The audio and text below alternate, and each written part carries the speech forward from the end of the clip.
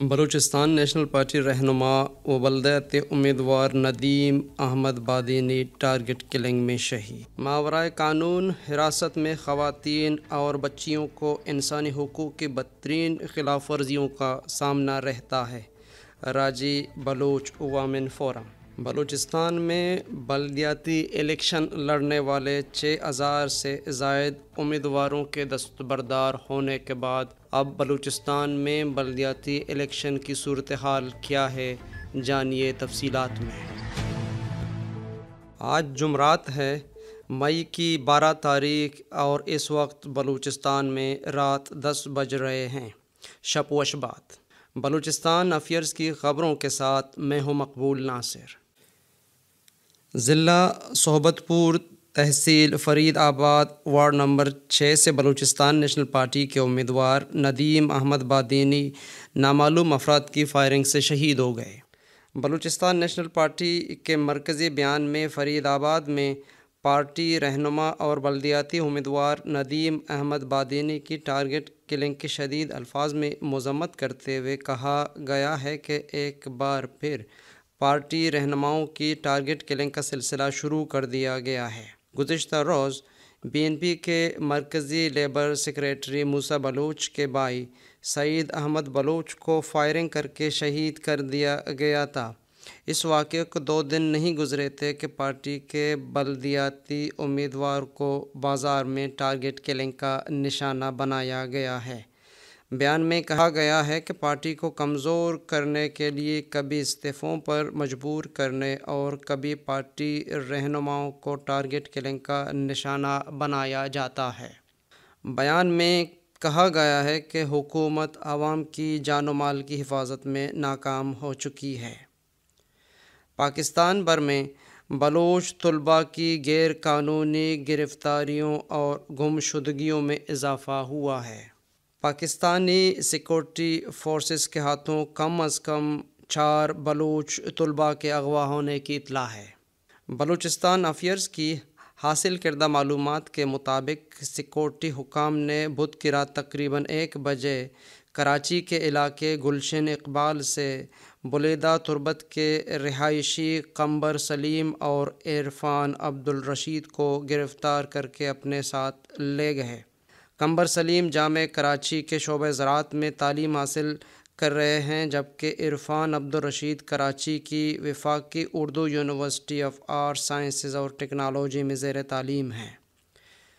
جبری گمشدگیوں کے اس طرح کے ایک اور واقعے میں گزشتہ رات رینجرز اور خفیہ ایجنسیوں کے اہلکاروں نے مبینہ طور پر لیاری کے علاقے کلری سرگوات میں ایک گھر پر چھاپہ مارا اور 20 سالہ طالب علم وحید رمضان کو اس کے گھر سے لاپتہ کر دیا گیا۔ ایک اور واقعے میں غزین بلوچ ولد مسلم اللہ بخش جو تربت کا رہائشی ہے کو 12 مئی 2020 کو صبح کے وقت کوئٹہ میں واقع ان کے گھر سے اٹھا کر غائب کر دیا گیا ہے۔ اس کے دوستوں کے مطابق غزین پنجاب یونیورسٹی میں ایم فل کی ڈگری حاصل کر چکے ہیں۔ پاکستان بھر میں بلوچ طلباء میں بے چینی اور غیر یقینی کی صورتحال سے دوچار ہیں، کیونکہ جبری طور پر لاپتہ کیے جانے والے بلوچ طلباء کی تعداد میں اضافے کے بعد وہ اپنی حفاظت کے بارے میں فکر مند ہیں۔ راجی بلوچ وومن فورم نے کہا ہے کہ 26 اپریل 2022 کو بلوچستان کے ڈسٹرکٹ پنجگور کے علاقے گھچ سے سیکورٹی فورسز کے ہاتھوں 2 بلوچ خواتین شاہ بی بی اور شہزادی کی گمشدگی اور ان کے ساتھ ایک چھوٹی بچی کی جبری گمشدگی کی پرزور الفاظ میں مذمت کرتے ہیں۔ ان 2 لاپتہ خواتین کے ساتھ ایک چھوٹی بچی کے اغوا پر راجی بلوچ وومن فورم نے اپنی گہری تشویش کا اظہار کیا ہے کہ کیسے کسی بچی کو جو ابھی دنیا میں سانس لینے کے عمل سے بھی مکمل طور پر واقف نہیں اور جبری طور پر اس کی والدہ کے ساتھ لاپتہ کر دیا جائے۔ انہوں نے کہا کہ اس طرح کے عمل سے جو گھروں کے اندر گھس کر خواتین کی بے حرمتی، تشدد اور جبراً لاپتہ کرنے تک پہنچ جاتے ہیں، ہم ان کی مذمت کرتے ہیں اور فوری رہائی کا مطالبہ کرتے ہیں۔ جو غیر قانونی سیکورٹی فورسز کے حراست میں ہیں، جہاں عورتیں اور لڑکیاں شہروں میں محفوظ نہیں ہیں، وہاں ہم یہ تصور ہی نہیں کر سکتے کہ غیر قانونی حراست میں وہ محفوظ ہیں۔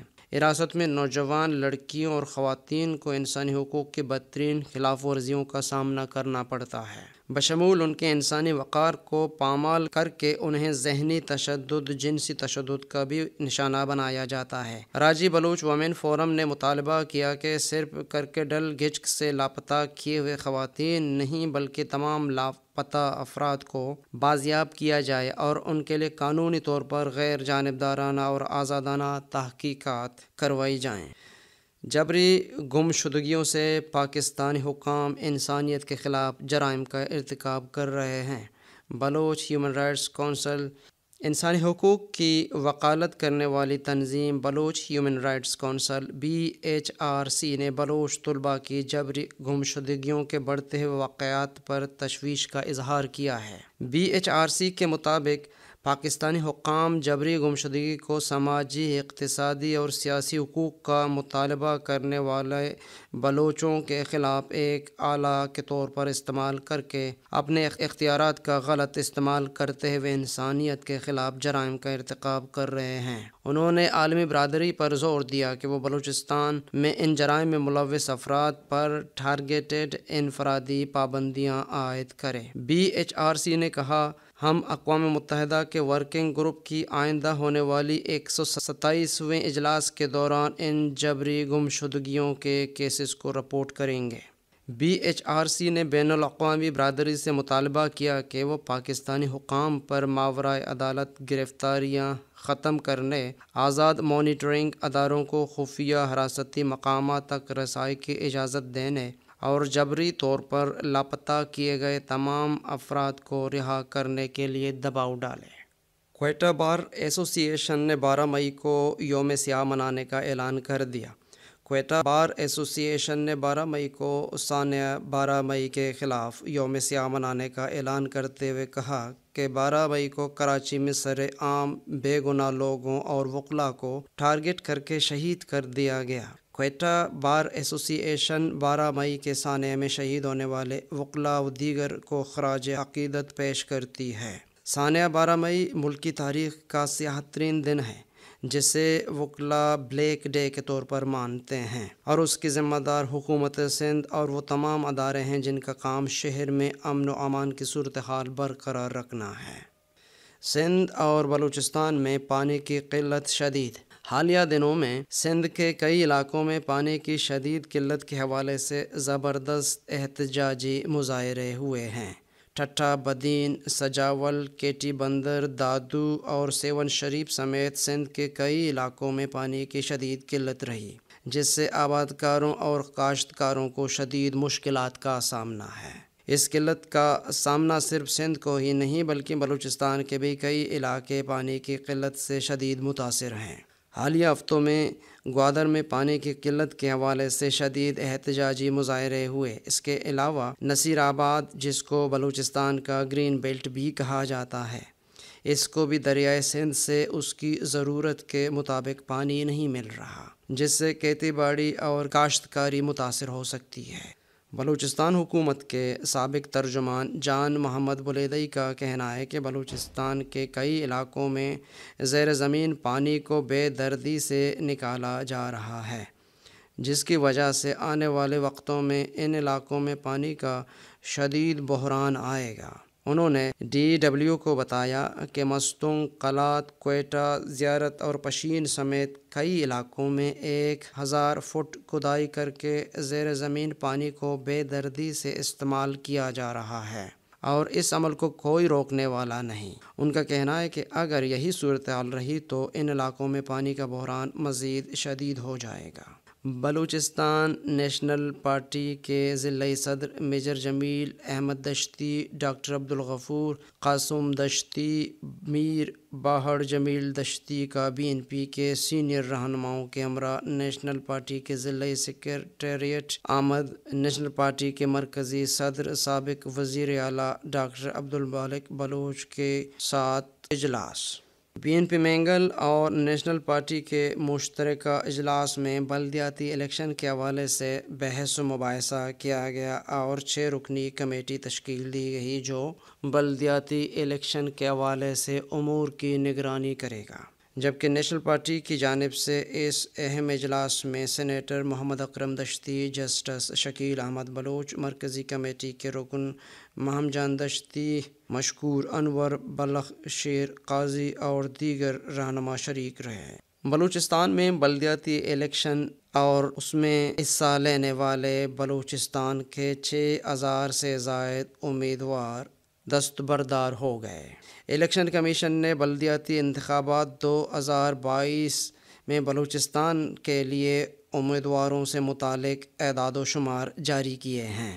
ان اعداد و شمار کے مطابق 6052 امیدواروں کی دستبرداری کے بعد اب 17774 امیدوار انتخابی میدان میں موجود ہیں۔ اعداد و شمار کے مطابق سب سے زیادہ 1522 امیدوار ضلع خضدار سے بلدیاتی الیکشن میں حصہ لے رہے ہیں۔ پشین سے 1453، ڈسٹرکٹ کھیچ سے 1175 اور جعفر آباد سے 756 امیدوار انتخابی معرکہ لڑیں گے۔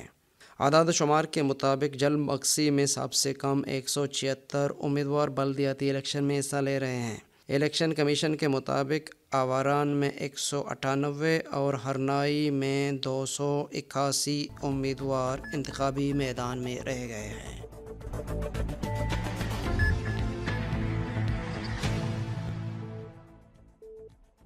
اب جانیے کہ عالمی اور علاقائی طور پر کیا ہو رہا ہے۔ انٹر بینک میں ڈالر بلند ترین سطح پر پہنچ گیا۔ انٹر بینک میں ڈالر پاکستان کی تاریخ میں پہلی بار 191 روپے کا ہو گیا ہے۔ 12 مئی جمعرات کے دن انٹر بینک میں دوران ٹریڈنگ ڈالر 98 پیسے مہنگا ہو گیا ہے۔ اوپن کرنسی مارکیٹ میں ڈالر کی فروخت 193 روپے کی ریکارڈ سطح تک پہنچ گئی۔ ماہرین کی جانب سے یہ بھی بتایا گیا ہے کہ نئے قرض کے حصول اور موجودہ قرض کے رول اوور ہونے میں تاخیر روپے کی قدر گرا رہی ہے۔ یاد رہے ڈالر کی قدر میں 1 روپے اضافے سے بیرونی قرضوں کے بوجھ میں بھی اربوں روپے کا اضافہ ہو جاتا ہے۔ شمالی کوریا کا پہلی مرتبہ کووڈ انفیکشن کا اعتراف۔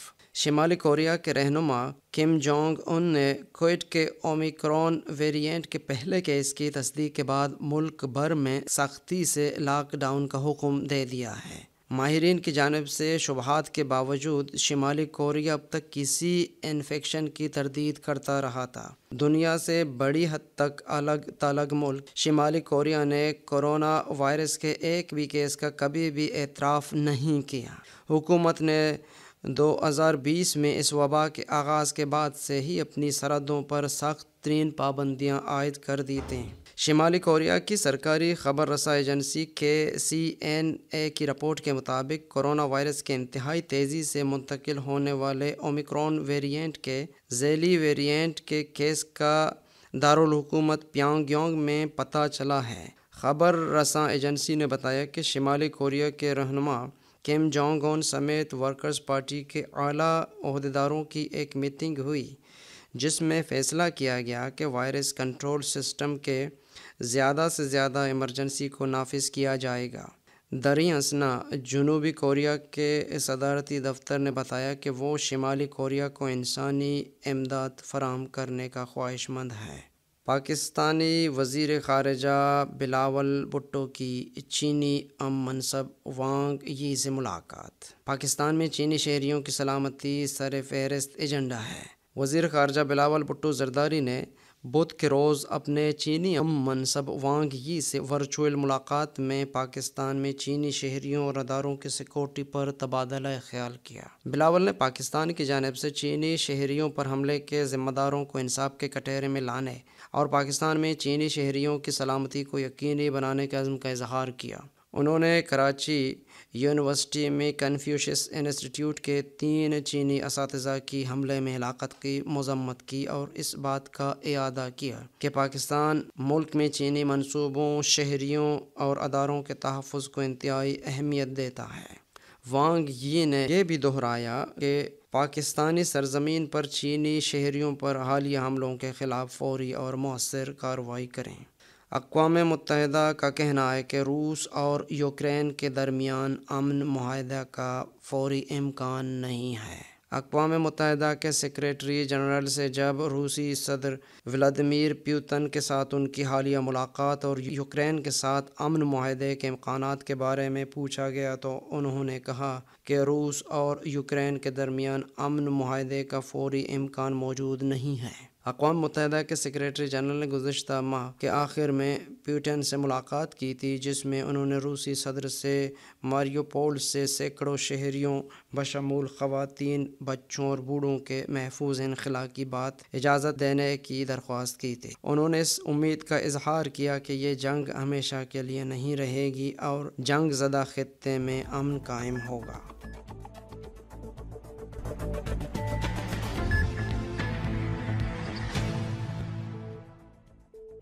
یہ تھیں اب تک کی خبریں۔